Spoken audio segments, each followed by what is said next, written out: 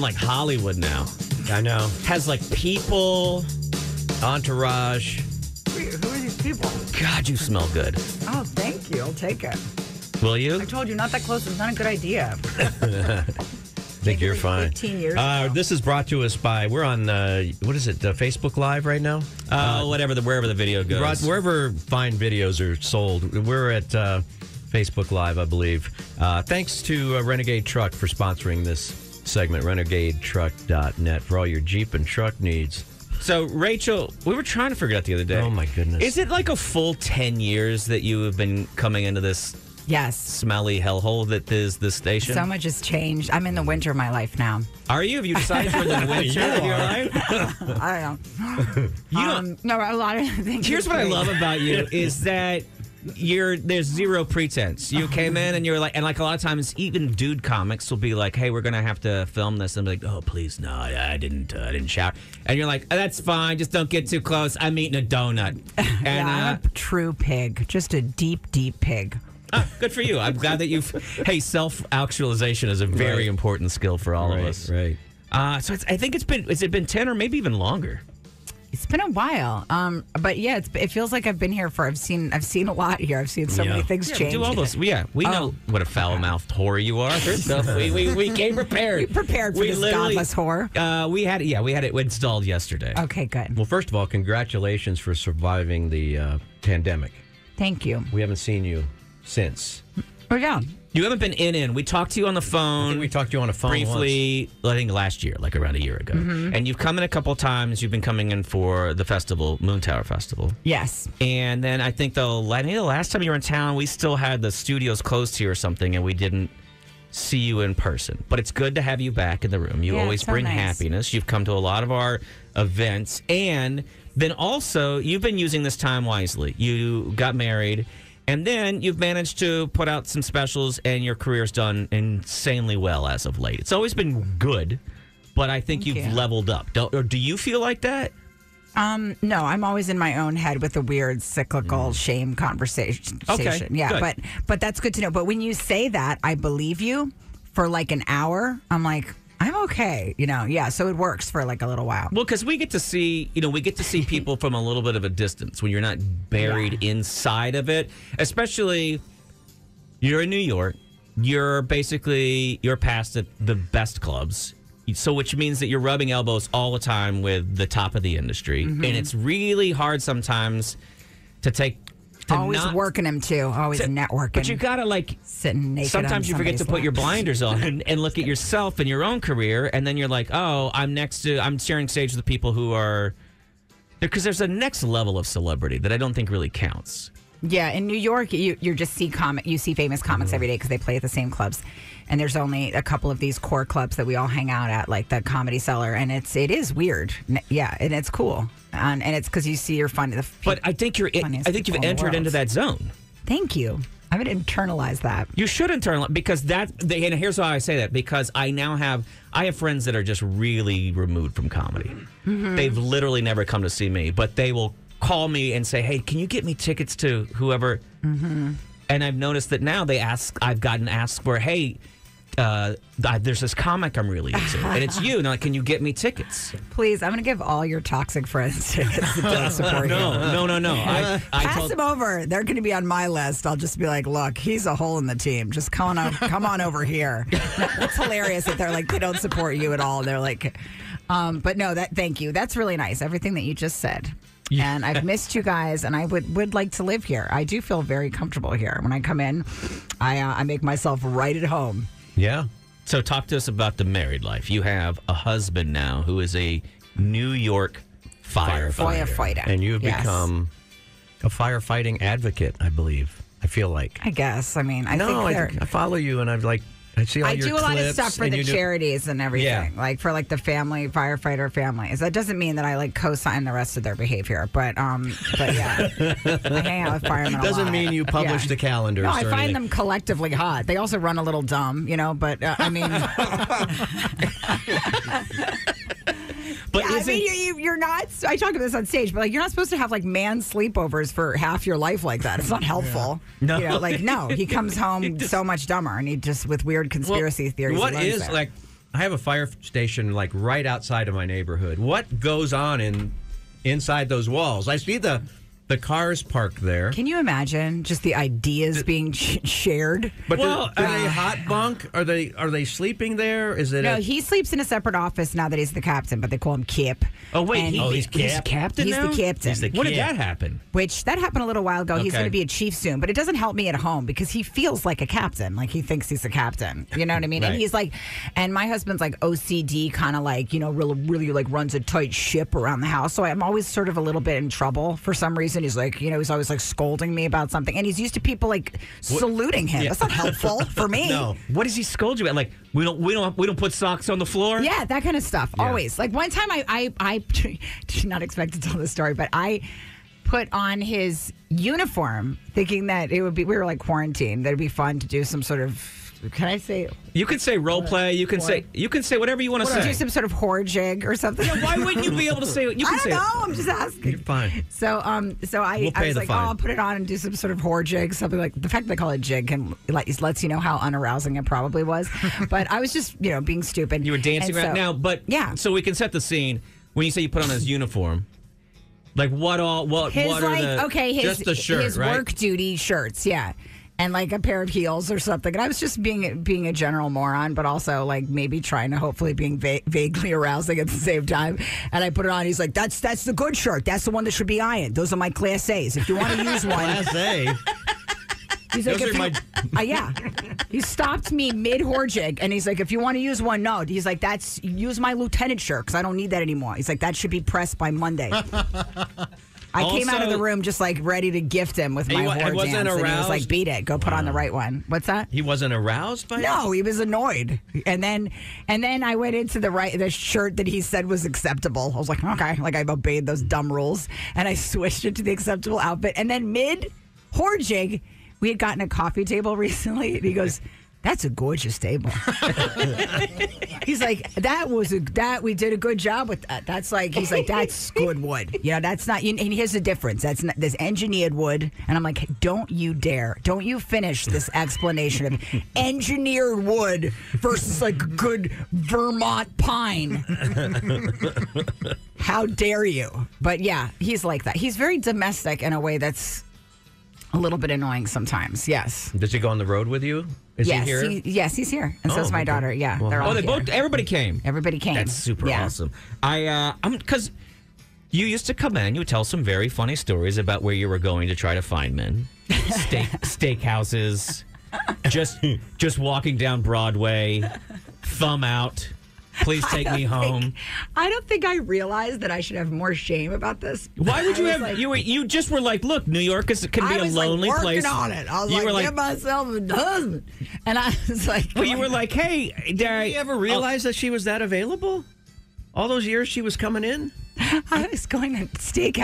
Yeah, she would come in. She's like, I'm trying. This is my new gig. I'm trying. She's like, in New York, guys, I don't know. Disgusting. Yeah. But it's not just. I think it's one of the things that I think what you did is you kept a lot of young women who wanted to go to New York and pursue their dreams. You kept them here because they were like, it sounds horrific. Rachel makes it sound terrible. I really did. It's just you've got to whore yourself out to old men at steakhouses. I didn't know all the old. I don't know they were old. No, I think what it was, there was the old one was the one who hit on me, but I was available for some of the younger parties. But they were like really busy trying to celebrate like their, I don't know, some office birthday or something. And they were probably a little alarmed by me. I was just like stirring a martini, just like leering at some guy. And he was probably just like, yeah, I feel a little unsafe with this woman's sort of like kind of lonely. Like, aggressively lonely, not like a hot, like, ooh, Yeah. she's on her own. Just pulsing, throbbing loneliness isn't always turn on for men. I'm hitting Outback Steakhouse this weekend. Have you? Well, guys do hang out at steakhouses. And do you know what I think I got that advice? This is so embarrassing. It was a millionaire matchmaker. What? I wasn't trying to meet a millionaire, but she like gave us some rules about guys. And I was like, she was like, some of the rules she had were so disturbing too. Like I can't remember. No more her than two voice. drinks on the first date.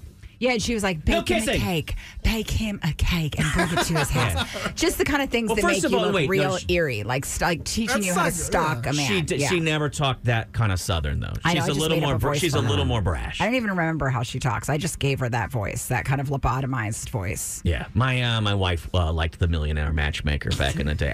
Explain this to me for people that I don't don't know think what I've this seen is. She this just one. tells you what men want, and it's pretty alarming and confusing advice. I think women should probably check it with a few actual straight men before they go forward. But it's A just little like outdated. bake him a whole cake, show him you care, bake him a cake, and just knock on his door. And I'm giving her a voice she did not have, but I wanted her to have this voice, and I'm aware of that. And just knock on his door, and you just say, "Hi, here's your cake." Go on one date. What I always do is I just start baking, and then I just bring it right over, and I leave it right in his doorstep, give him a little wink, and we're some kind of family. I mean, and it's sort of stalking. It's like cake is nice, but just, like imagine that eerie doorbell ring of a girl you just freshly slept with, and we're kind of hoping wouldn't call, and then she's there with pie. Because of my age, it sounds fantastic. It does sound good, I I'm like, guess. because if things have really changed over the years, I'm like, that would actually be really, really nice. Really, a pie? Thank you. So, are you liking the domestic life now? Yeah, I mean, I don't know that I'm like made for it, but I'm doing my Your best. daughter's 3, close She's to 3. 2.5 now. Yeah. Okay. Yeah. So yeah. You had a whole baby while you were away I from was the show? 7 months pregnant here, like at the show or Yeah. whatever. Yeah. It's on my wiki. Like somebody I don't know. I ended up talking about it. And somebody put it on the wiki. And it was like Rachel announced her pregnancy on the Dudley and Moore or something. I like that it seemed like that was like I thought about it. Like I talked with my team as if I had one, and we decided that was the right place to drop the baby news. Yeah. Especially at 7 months. Yeah. That I you was can no longer hiding it hide. a really long time. Yeah, just dressing like B. Arthur. I was going to say you think you were hiding it. Moo-moos. You're right. People probably just all That's the thing I knew. can think of to say. You think you were hiding it. Yeah. No, it didn't work at all. No, how much does that change? I mean, and this is kind of a dumb question or whatever, because everybody knows the answer. We just want to hear you talk about your kid, I guess is what I'm saying. So instead of a question, talk about your kid. You liking it? Yes, I mean, I think I sort of was in so much fear when I was pregnant because I was pregnant at the beginning of COVID. We were quarantined together. He was on the job, so I was just sort of like rocking in fear in a nightgown and not doing well. Stuck in just sort of like your glaring place. in a Yeah. corner. Yeah, stuck in Brooklyn. We moved together in the very beginning of the pandemic, and my husband was like unwell, but he's like a fireman that doesn't deal with anything like emotional. He's like, everything's fine. We're gonna do this well. He kept doing drills with me. So he was like, pack and play, 40 to 50 seconds, stops. I'm like, why? Why do we have to have a pack and play packed up and down and fit? Can't you just say, I feel scared? I feel a little scared. So that was his way of dealing with it in case you had to, in case it went full zombie, you needed to be able to leave the city. I guess so. I don't know that we had to put up and down a pack and play really fast. I'm not really sure. I do But like- there was a lot of military style home drills and very little like acknowledgement that this might be a little unnerving for me. I It's just do like, come love on. the idea, though, that these guys that have these bug out bags. Yeah. That have Preppers. knives and solar powered lights, and what have Dehydrated you. food, bullets. But yours also included a pack and play. Yes. Adorable. The swing. He had a whistle. I was like, I'm not doing a whistle. I'm not. I was like, you're not whistling at me. Either we all get whistles or Yes. There was a morning whistle.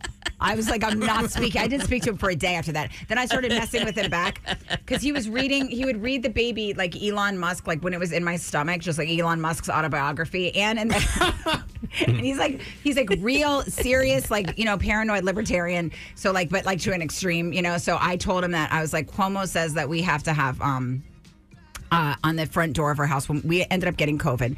So I was like, we have to have a sign on the door that says this is a COVID home because it's the government. I said something like Right. that. I didn't even, it wasn't even a sentence. I was like, Right. well, because the government, so Cuomo said, so the sign, it just says this is a COVID home. He's like, I'm not doing that.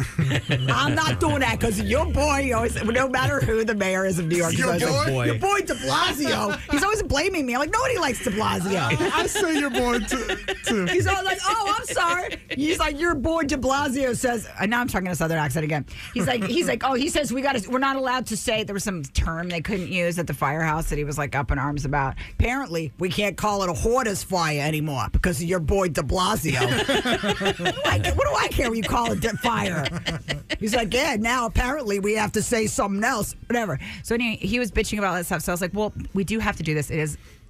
it's a law, and by law we have to say this is a COVID home and we have to put on a small siren above our door if we've tested positive. I make all this up just to entertain myself. Like, we have to have a little siren right above the door. And he's like, I'm not doing it. I'm not doing the siren. I was like, listen, the contact tracers drop it off at our house and they'll pick it up again as soon as we're COVID negative, babe. And so it was so fun for like a half a day to do that to him, to just combat his whistle with, gotta put the siren up. This is a COVID home. Does he lean in? Does he find it funny? Or or do you guys he was furious, but then later he believed me. Yeah, Is your relationship built on love and trust, or is it built like most of our relationship just toxicity and teasing each other? Most of that, most of that, but also like, so the good thing about being married to a fireman is like that, like we do trash each other a lot, but you could say like unspeakable things to him. He doesn't care. Like, it's not like he's going to remember. I mean, on the other hand, he's not going to reflect on it, but I can. Right. He's not going to be like, this isn't going to be good if this angle, like later it's going to haunt me. I would go back. I was just looking at it, and it's a very wide lens. I was wondering why he was so close to you. I just looked at the actual shot. It's a very wide. Okay. No, we know that, but it can be disconcerting for a guest to have a camera that close. If I watch that video, I might take my own life, but I think I think that's a little better, just so that I don't end it all and I'm present for the rest of my daughter's years. So speaking of your daughter, do you hang out with moms? Because you're on the road, so are you? I don't see you in yoga pants or the baseball hat hanging out with moms. I am.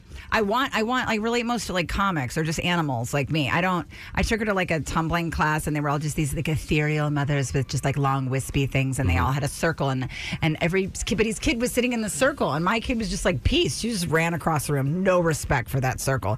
So I just had to keep like wrangling her and bringing her back to the circle, and I was just making jokes about it. I figured, and I was like, yeah, look at her, something's wrong, right? Like just joking, like some kids are circle sitters, some kids aren't. Who cares? But I had to. You're the only one whose kid won't sit down and like listen. And I was that kid, by the way. Of course, she's my kid, But I thought we would just all joke about it. But people weren't making very much eye contact with me. And I definitely end up saying like things I shouldn't say way too fast. I overshared. You've talked before, like you grew up as like a self-conscious kid, right? Yes. And so are you a self-conscious parent too, where you're just like, oh, the people here don't like us. I don't have a good kid. They're worried. I'm not a good mother. Does all that stuff run through your head? I mean, I guess there's everybody, always a lot of guilt as a mom, but definitely, I do feel like you have to find your people, and I haven't quite found them yet. Right. Yeah, no. So do you compare yourself and then think, well, these mothers they're thinking something about me, or do you just I know that they are, and they should be.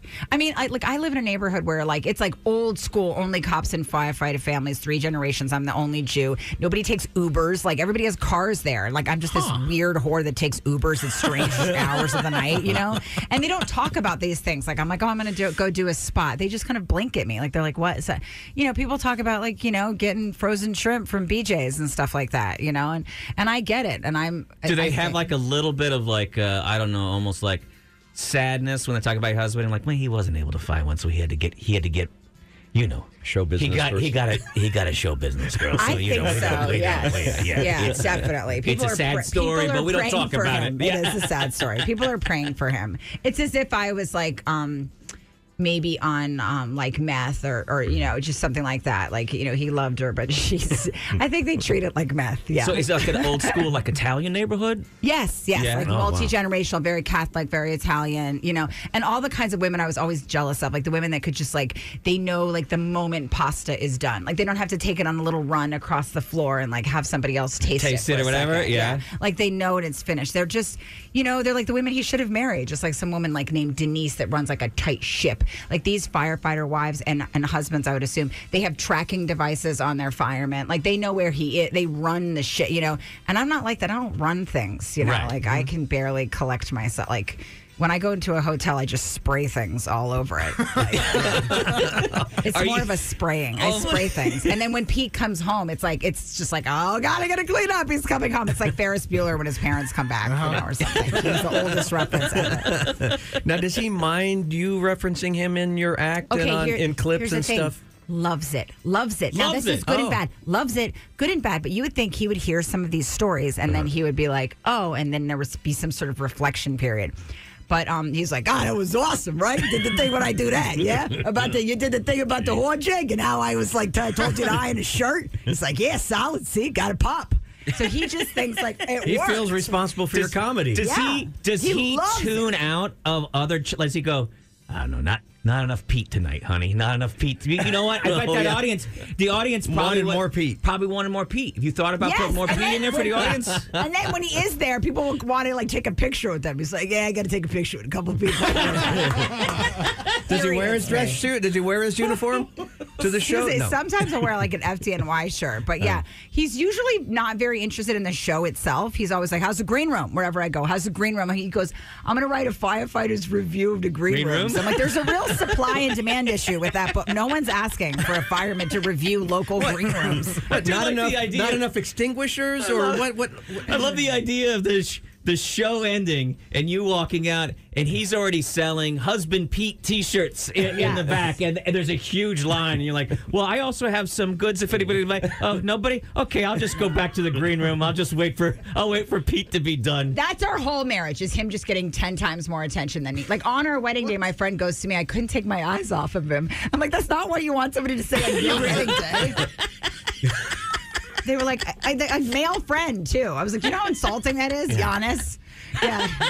He's like, I couldn't take my eyes off your husband, man. Yeah, like they get like man crushes on him because people love firemen. And it's like, no matter what they do, he's not going to get ever in any real trouble because he's a technical hero. And it's infuriating. Yeah, is it intimidating for your comic dude friends, too? Because stand-up is the least manly thing that you could do, right? I guess, yeah, certainly. Well, and think about it, too. There's a little bit of, like, the toxic. Everybody who ended up in comedy was because they got picked on, and now we're all, we've gone we've all heard the podcast. The comics are like, yeah, well, here's how you live in the woods.